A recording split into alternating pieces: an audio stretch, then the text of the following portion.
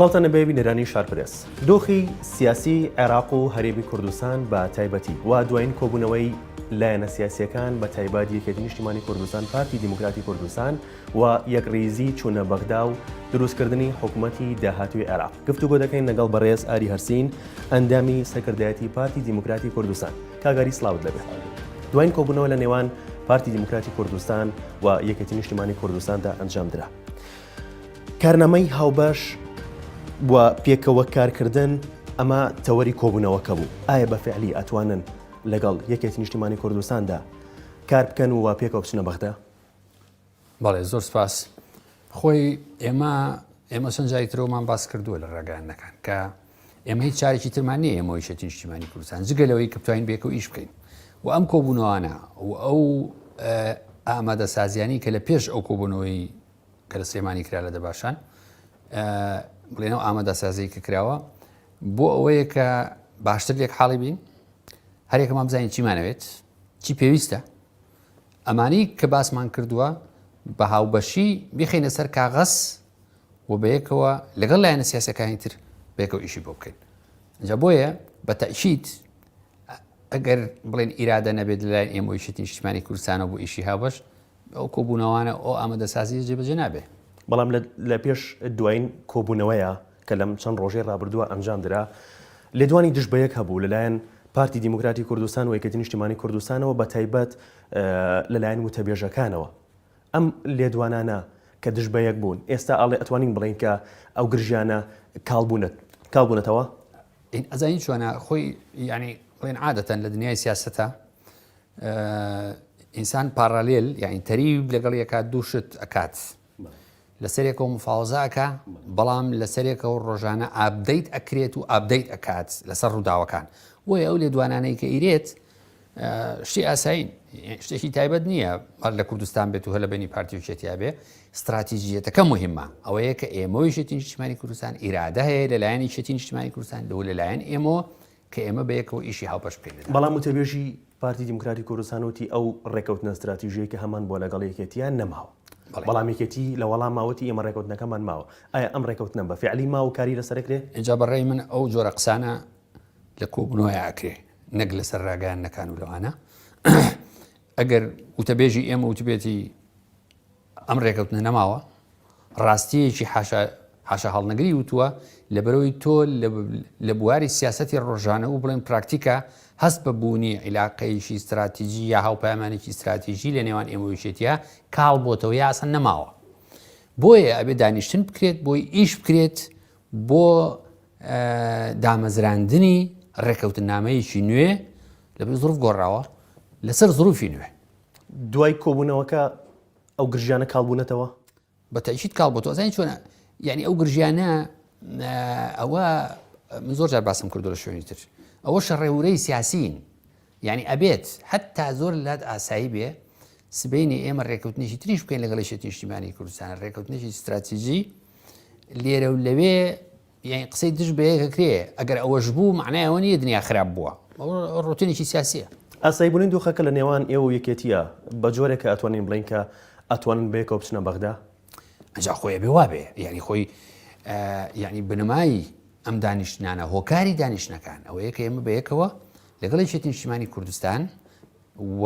حتمما لایەنە سیاسەکانی تریش بەیەکەوە بچین بۆ بەغدا دووە گۆڕانکاریەکانی ناوخۆی یەکێتی هیچ کاریگەریەکی لەسەر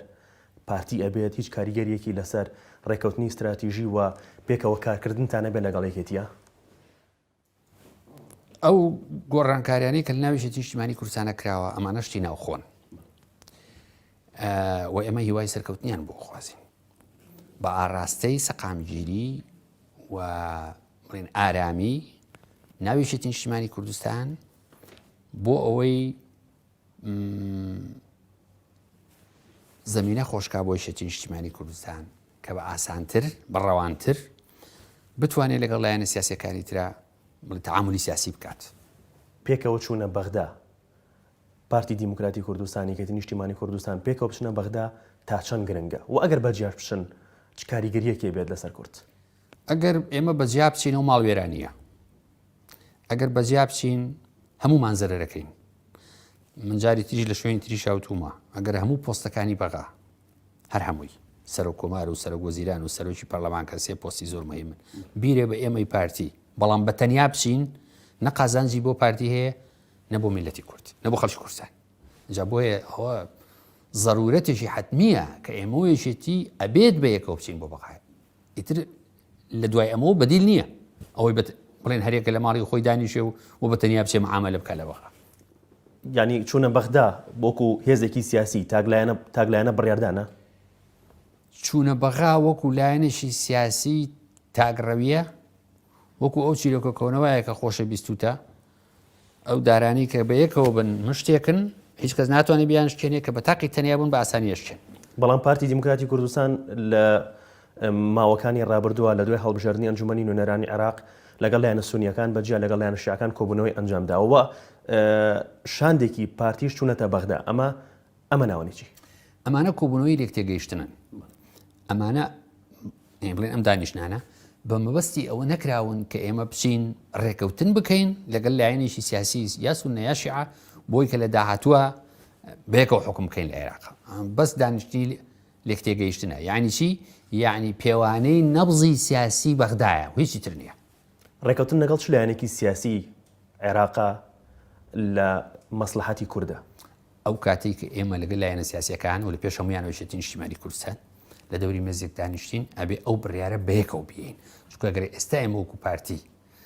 ئەو بڕیارەمان لە دەبێتە دەرێ معناوێ هیچ حسابێ بۆ برادرانی خۆمان لە یەکێتی و لە لایەنە سیاسیەکانی تر ناکەین جاوز چۆنە بێ ئەو تاگڕەویە ئەو یەکدەنگی و چوونە بەغدایە بەس لەگەڵ یەکێتیە لەگەڵ لایەنەکانی دیکەشە ئێمە بە ئاواتین ئەم یەکدەنجیە لە نێوان هەموو لایەنە سیاسیەکانی هەرێمی کوردستان بێت بەڵام بە حکمی سقلی یەکێتی نیشتیمانی کوردستان و پێگەی لە کۆمەڵگەی کوردستانە بە تەئشید یەکێتی نیشتیمانی کوردستان بە دەرەجەی یەکە سەبارەت بەنەوەی نوێ ئەوش کە کورسی هێناوە و هەر کەسێک ئێمە وتمان هەر کەسێک ئیترەگەر هەر لایەنێکی سیاسی بێتە پێشەوە و پێی وابێ لە مەسلحەتی خەڵکی کوردستانە کە ئێمە یەکدەنگ بین لە بەغا ئێمە لە خزمەتیانیان پۆستی سەرۆکۆماری عێراق گفتوگۆی زۆر لەسەر کرێت لە دوای لە پێش دروستکردنی هەموو حکوومەتێکی نوێدا لە عێراق ئەم جارش ببوورە ئەو پۆستە لەلایەن پارتیەوە کە بە مافی خۆیان یێزانن ئەو پۆستە بۆ ئەوان بەوەی کەتیش بە هەمان شێواڵە مافی ئێمەیە و ئەمە ڕێکەوتنی لەسەرکراوە ئەو پۆستە بە فعلی مافی چییە؟ ئەزانی جارێ بە جوابی بڵێن بەشی یەکەمی پرسیارەکە بۆمەوە بۆچی زۆر باسی بڵێن پۆستی سەرۆکۆمارەکەی لەبەری پۆستێکی گرنگە بەڵێ تا ڕادێ تەشریفاتیە بەڵام سیمبۆلیکە بۆ وڵاتی عێراق هۆکارەکەی ئەوەیە بۆیە بازەکرێت ئەوەی دووهەم ئێمە پێمان وایە پێش ئەحداسکەوتن لە ئیشوکاری سیاسیە زەرری زیاترە لە قازانجی بۆیە ئەوەی کە ئەمە ئیستیحقاقی کوردەوە هیچ مناقەشێ لەسەر نییە ئەگەر یەکێتی بەهی خۆی زانێ و ئێمەش بەهی خۆمان ئەمە لە بەرامبەر ئەو کامێرەی یەک لا ناکرێتەوە ئەوە بێت ئێمە دابنیشین بەیەکەوە قسە بکەین سێودوی دڵی خۆمان بکەین لەوێ ساغە بێتەوە کە هەب بە بۆچوونی هەردوو لامان چێمان پێ باشە کە کاندید بێ بۆ سەرۆکۆمار لە دوای هەڵبژاردننی ئەنجومەنی نوێنەرانی عێراق باڵ تاالبانی هاوسەرۆکی یەکێتی وتی پۆستی سەرۆکۆمار هی یەکێتیە لە ناو یەکێتیشە ئێمە کاندیدمان دکتۆر بەرهەمە بێتەوە قسەی پارتی چێ لەوبارەیە ئەی قابیلێ ئێمە یعنی دیکتەی سیاست بە کاک باڤێڵ بکەین ئەقی چێکە ئەو حەقی خۆیەتی ئینسانێکی ئازادە و یعنی لەسەرکردایەتی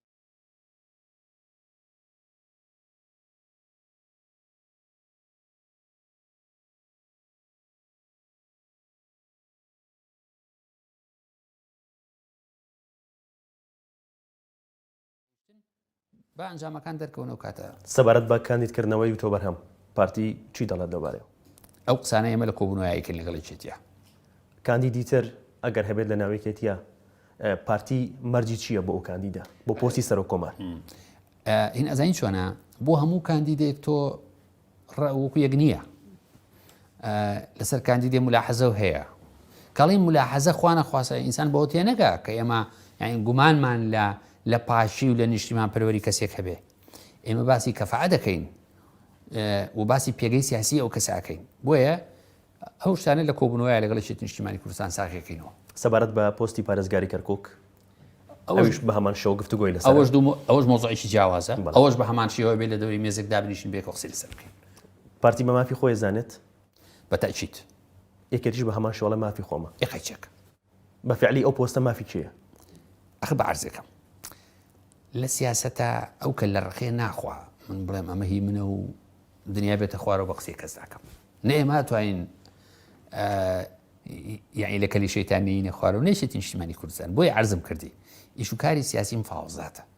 ئەبێ ئێمە مفاوزە لەسەر شتانە بکەین جۆ لێکتری بگرین لێک حاڵی بین بە دوو قۆڵی و بە چەند قۆڵی بڕیار بین کە فڵان کەس بۆ ئەم پۆستە شیاوە و ئەتوانی ئیشی و کاری خۆی باش بکات. لە سەردەمی دکتۆر نەجمەدینە پارتی باسی لەوە کرد کە ئەگەر پۆستی پارێزگاری کەرکووک لای پارتی بواە باشتر ئەدایە نەکرد. بەڵێ ئێستا شەرواڵێن ئەوە لە زوڵفێکی ترا بوو ئێمە قسانەمان کردووە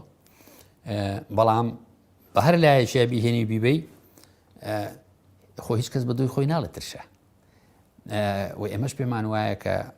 ئەگەر پۆستی پارێزگاری کەرکووک لای ئێمە بێ ئێمە ئەتوانین بە باشترین شێوە خزمەتی کەرکووک و بڵێن پێکاتەکانی بکەین. یەکێتی نەتوانیوە یەکێتی محاولەی کردووە بەڵام خۆ محاولات شەر نییە 100% بڵێن نەتیجەی دابێ شتی باش کراوە هیچ کەس ناڵێ نەکراوە بەڵام باش هەیە باشتر هەیە و باشترین هەیە. تا چەند گەشتبینێن بە 4 ساڵی ئایندەی عێراق بە دروستکردنی حکوومەتی داهاتووی عێراق و پێگەی کورد لەو حکوومەتەیە داهاتووی 4 ساڵی عێراق بە زۆر شتەوە بەسراوەتەوە. یەکێک لەوانەی کە پێوی بەسراوەتەوە ئەوەیە کە لایەنە سیاسیەکان یا پێکاتە سیاسەکانی عێراق هەتا چەند حازرن ڕێز لە بۆچوونی یەکتری بگرن جۆ لە یەکتری بگرن جددین لەسەر جێبەجێکردنی دەستور ئەمە بەشێشێتی ئەمە ناو خۆیە بەشێکی بەسراوەتەوە بەو لایەنانەی کە بەرژەوەندیان لە عێراقا هەیە لەوانەیە وڵاتێکی دراوسێ بێ لەوانەیە وڵاتێکی دوورتر بێ ئەمە فاکتۆری دووەم. فاکتۆری سێهەم بەسەر هەڵدانەوەی داعش بەو شێوەی کە جەنابی خۆ سەحوفیت و متابعی بەم خەستیە بەم خەست و خۆڵەیە کە لەم چەند هەفتەیە ئەخیرا بینیمان وەکشانەوەی هێزەکانی ئەمریکا ئەمەش دەورە بینێ جا بۆیە یەک شت نییە بڵێ ئەمە بەسراوەتەوە بەوە ئەمە بەسراوەتەوە بە زۆر فاکتۆرەوە ئەبێ ئەو فاکتۆرانە هەمویان هاوکار بن بۆ ئەوەی کە من و تۆ بتوانین بڵێن لە 4 ساڵی داهاتووە وەزعی عێراق سەقامگیرترە بێت یا خراپترە. ڕۆڵی کورد چۆنە بێت لە حکوومەتی داهاتووی عێراقا؟ ڕۆڵی کورد کاتێک ئەبێت کە جارێک خۆی ساخ کرد بێتەوە ئێمە خۆمان ساخ کرد بێتەوە لە هەرێمی کوردستان هیچ نەبێ یەکگرتوو بین ئەگەر یەکگرتوو بین خزمەتی خەڵکی کوردستانمان زیاتر پێکرێ و لە چوارچێوەی عێراقیشە ئەتوانین زیاتر دەوری ئیجابی ببینین بەڵام بە پەرتەوازەیی نە. بەرچاوڕوونیتان هەیە کە ڕێکەوتنی لایەنە سیاسیەکان پێش چوونە بەغدا ئەکرێت یان نا؟ وەڵاهی ئەوە ئەبێت دابنیشی قسە بکەی بەڵام ئێمە وەکو پارتی هەموو هەوڵێکی خۆمانەین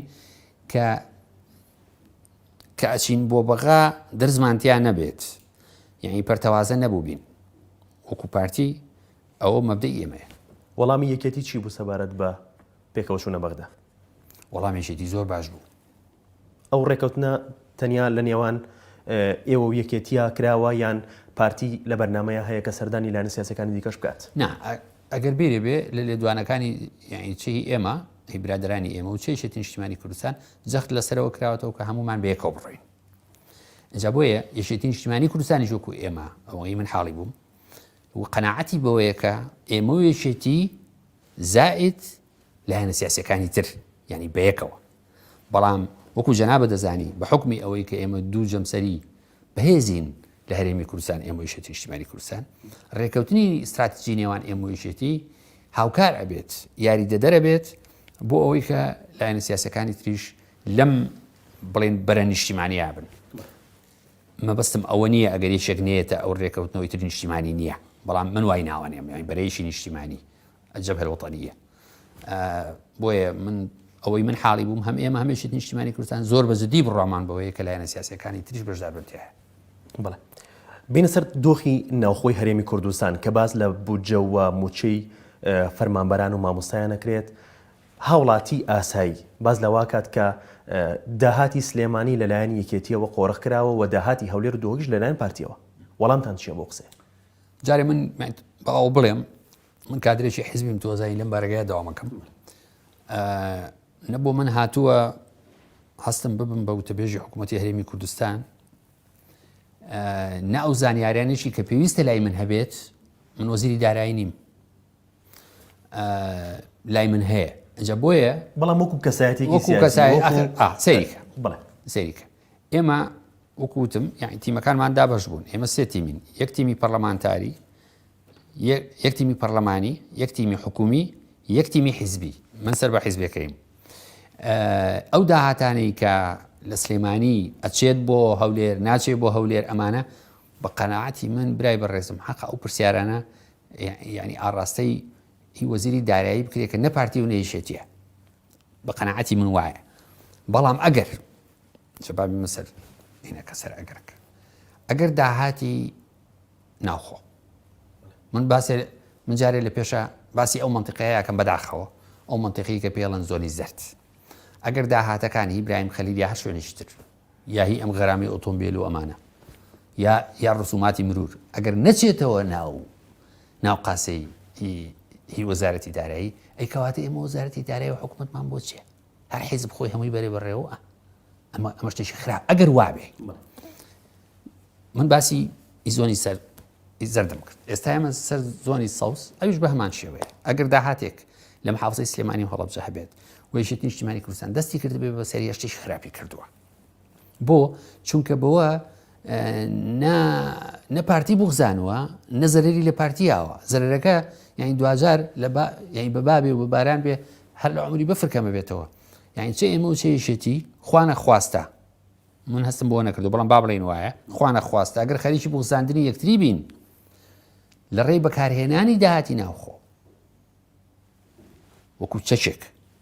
ئەمە شتێکی زۆر خراپە بەڵام لە ساتی دابشکردنی موچەیە ئەندام پەرلەمانەکانی پارتی دیموکراتی کوردستان و چەند لایەنێکی دیکەش باز لە نەگەڕانەوەی داهاتی سلێمانیەکان بۆ خەزێنەی گشتی من قەناعەتم وایە لەگەر ڕێزم بۆ هەموو خوشک و براکان کە بڵێن ئەندامی پەرلەمان هەر سەو یانزەکەیان بەڵام بە قەناعەتی من نابێ هەڵسو و کەوتی پەرلەمانتارێک و سەحوفی بێ ئەوە کەسانی سەحوفین کە بە دواتاچوون ئەکەن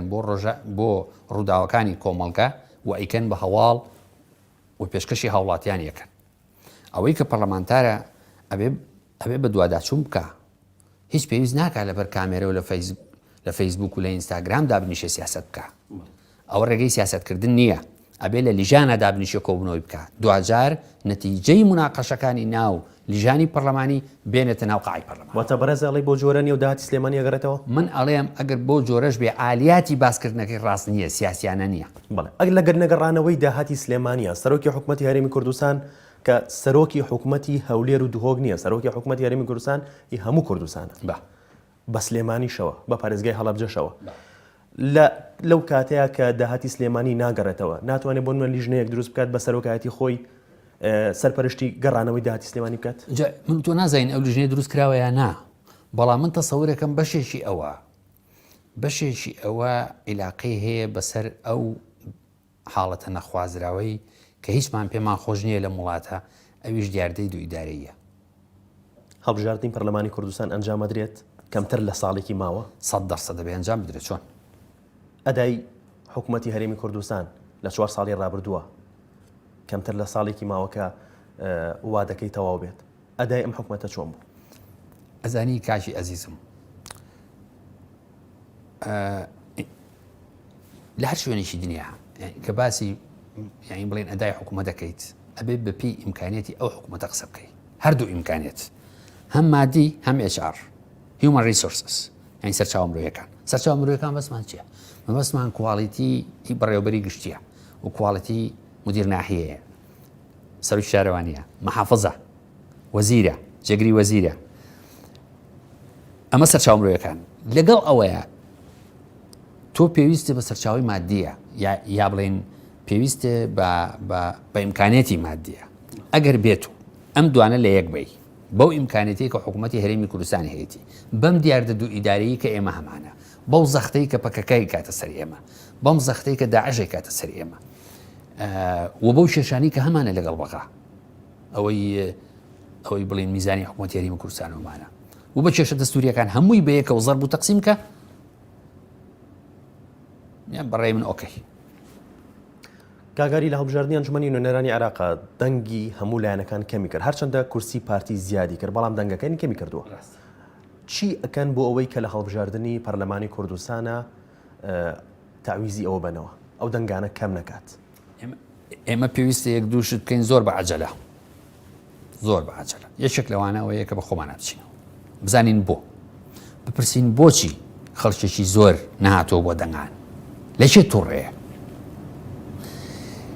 ئەم تووڕەبوونە ئەبێ بتوانین تەرجمەی بکەین بۆ خاڵبەندی دروست و پراکتیک لی تێ بگەین لەکوێ خەتای ئێمەی تایوەکو پارتی دیموکراتی کوردستان پێویستە بە خۆمانە بچینەوە و بە دەنجی بەرز بێڵێن نەیشارینەوە. پێمان عیب نەبێ بڵێن بەشێکی نەهاتنی خەڵک بۆ سەر سندوقەکانی دەنگدان ئەو کەم و کوڕیانەیە کە لە هەرێمەکەمان هەیە و خەڵک تووڕێ لێمان خەڵک کە تووڕە بێت خۆ نایە قازل لێک لێە دەنگ نایەتێ یان ناچێ بۆ دەنگدان. ئەچۆن خەڵک بۆ نەتووڕێ لەبەر ئەوەی ئێمە لە هەندێک شوێنە هەندێشتمان باش نەکردووە ئەبێ خۆمان چاکی. کاگاری باز لە دروستکردنی هێزی نوێ ئەکرێت نەک هێزێک چەند هێزێکی نوێ. ئایا لە ئێستاە دروستکردنی هێزێکی نوێ لە هەرێمی کوردستانە تا چەند گرنگی هەیە؟ ئەخر من پارتیم لەوانەیە من هەر یعنی زۆریش لام جالب نەبێ وەکو کەسایەتێکی سیاسی ناتوانم بە قوربانە من کابراایەکەم ئەندامی حیزبێکم بە خەناعەتی من جارە پێش هەموو شتێ لە هەموو کۆمەڵگەیەکە کە خۆی بە بڵێ عادل بزانێت لایەنی سیاسی ڕێکخراوی سیاسی تازە حەقی خۆیانە دروست بن ئەو بە پێی قانون ڕێگەی پێدراوە. ئەمە یەک. بەڵام ئەم ڕێکخراوە تازانی کە دروزە بن هەتا چەند ئەتوانن کاریگەر بن لەسەر دینامیکی سیاسی لە هەرێمی کوردستان و بتوانن گۆڕانکاری جەزری بکەن لەم هەرێمە ئەویان چیرۆکێکی ترە. مامەڵەی پارتی چۆنە بێت؟ معاملەی پارتی لەگەڵ ئێمە حیزب هەیە مۆڵەتی نییە معاملەی باشمان لەگەڵا هەیە. هەر حیزبێکی سیاسی هەر ڕێکخراوێکی سیاسی کە بە شێوەیەکی ئوسوڵی لە چوارچێوەی قانون مۆڵەتی وەرگرت بێت و جمجۆڵی سیاسی خۆی بکە ئێمە ڕێزی لێ ئەگرین هیچ بە دووریشی مەزانە تەعاملیش لەگەڵا بکەین. لەلایەن هەر کەسێکەوە سەرکردایەتی بکرێت لەلایەن هەر کەس ئەو کاتە ئەو بەسراوەتەوە بە شێوازی سیاستکردنی ئەو لایەنە سیاسیە هەتا ئەو کاتەی لەسەر خەتی نیشتیمانی بێ با ئۆپۆزیسیۆنی ئێمەش بێت با ڕەخنەشی لە ئێمە هەبێ هەتا ئەو کاتەی هێزێکی نیشتیمانی بێ و لە پێناو خزمەتکردنی زیاتری خەڵکی کوردستان دامەزرابێ ئەمە ڕێزریەک. کاگەری زۆر سپاس لە کاتمان گرتی سپاس بۆ ئەم دەرفەتی کە بەمن بەخشی. بەڵێ بەرەزان دیداری ئەمڕۆتان پێشکەش کرا. سپاس بۆ ئاری هەرسین ئەندامی سەکردایەتی پارتی دیموکراتی کوردستان. سپاس بۆ ئێوەش کە تا ئێستا بینەرمان.